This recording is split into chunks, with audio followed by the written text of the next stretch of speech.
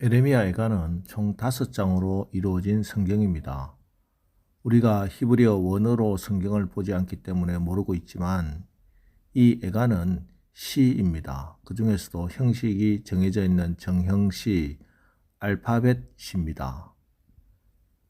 히브리어 알파벳은 모두 22자로 구성되어 있는데 그래서 어제 1장도 그렇고 오늘 2장도 모두 22절로 구성되어 있습니다. 3장은 22 곱하기 3 해서 66절이고 4장, 5장 모두 22절로 되어 있습니다. 그리고 각 장은 히브리어 첫 알파벳인 알렙으로 시작합니다. 그래서 1장 1절도 에카, 즉 어찌하여 이렇게 시작하고 오늘 2장 1절도 에카, 즉 어찌하여로 시작합니다.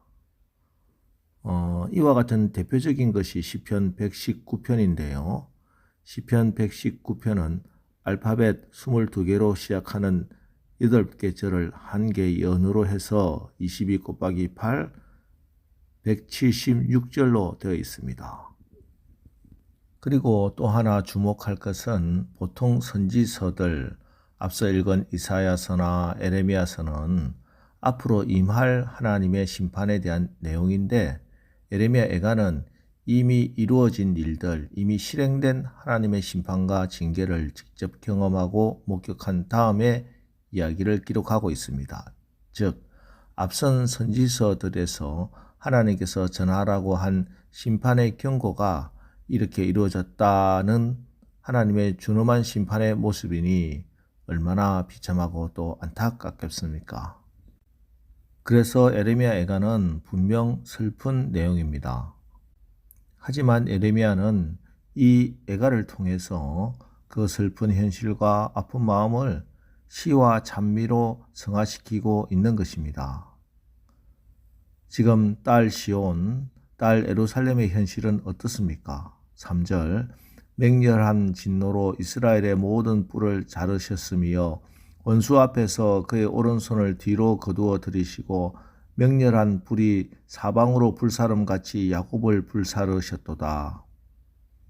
지금 에레미야 선지자가 본 것은 나라가 망하는 그날의 맹렬한 불이었습니다. 불이 예루살렘 성을 불태웠고 불이 예루살렘 성전을 불사르고 있습니다. 그런데 여호와의 오른손 예루살렘 성을 붙들어 주셨고 예루살렘 성전을 보호해 주셨던 그 여호와의 오른손이 보이지 않습니다. 하나님의 손이 나타나서 이 불을 꺼주시고 하나님의 성전에 불을 지르는 저 바벨론을 멸해 주셔야 하는데 그래서 에레미야 선지자는 너무나 고통스럽고 어려운 시간들을 보내고 있습니다. 7절, 여호와께서 또 자기 제단을 버리시며 자기 성소를 미워하시며 궁전의 성벽들을 원수의 손에 넘기셨으며 그들이 여호와의 전에서 떠들기를 절기의 날과 같이 하였도다. 예배 드리는 절기의 날, 이스라엘의 큰 명절 3가지 절기의 날에는 모든 하나님의 백성들이 하나님의 성전에 나와서 예배 드리며 그래서 시끌벅적했습니다. 그런데 마치 그런 절기의 날처럼 이방인들이 하나님의 성전을 가득 채우고 그것을 불태우며 하나님의 성소를 짓밟고 있습니다. 이것이 선지자에게는 큰 충격이었고 고통이었습니다. 성벽이 무너지고 성문이 불타는 것까지는 견딜 수 있었는데 하나님의 성소가 약탈을 당하고 하나님의 성전이 불의한 무리의 발에 짓밟히는 것, 그것은 차마 견딜 수 없었습니다. 그래서 너무 고통스러워 자기의 고통을 이렇게 표현합니다. 11절, 내 눈이 눈물에 상하며 내 창자가 끊어지며 내 간이 땅에 쏟아졌으니 이는 딸 내 백성이 멸망하여 어린 자녀와 젖먹는 아이들이 성읍 길거리에 기절함이로다. 눈물로 인해 눈이 상하고 창자가 끊어지는 것 같고 간이 밖으로 쏟아지는 것 같다고 표현합니다.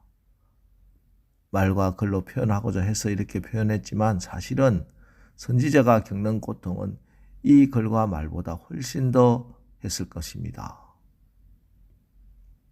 1885년 4월 5일 아펜젤러 언더우드 선교사가 제물포항에 처음 발을 딛고 나면서부터 이 땅에 복음이 전파되었습니다. 이 땅에 복음이 들어온 지 이미 140년이 지나고 있습니다.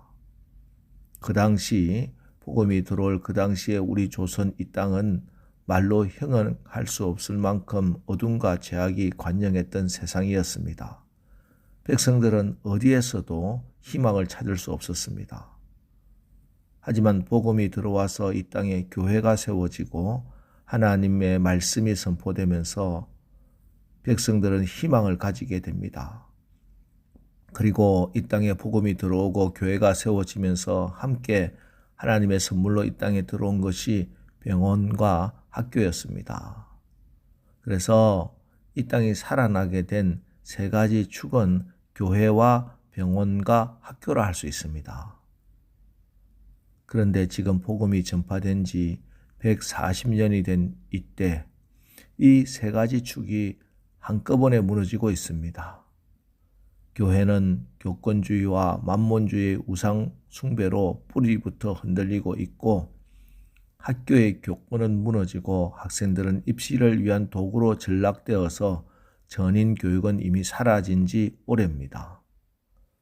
병원은 사람들의 생명과 건강을 소중히 여기지 않는 영리단체가 되고 말았습니다.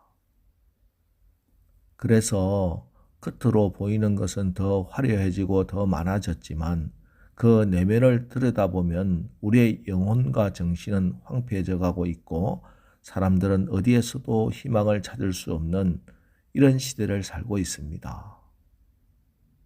이제 여기서 한 걸음 그리고 몇 걸음만 더 나아가면 과거에 암울했던 19세기 말에 그런 시대로 다시 돌아갈 수도 있겠다는 불안감이 우리를 둘러싸고 있습니다.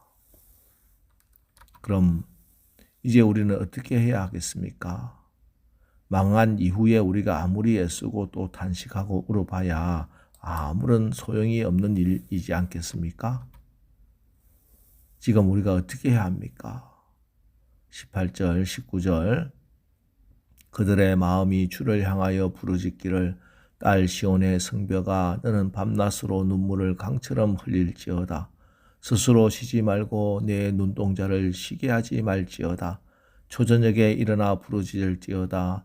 내 마음을 주의 얼굴 앞에 물 쏟듯 할지어다.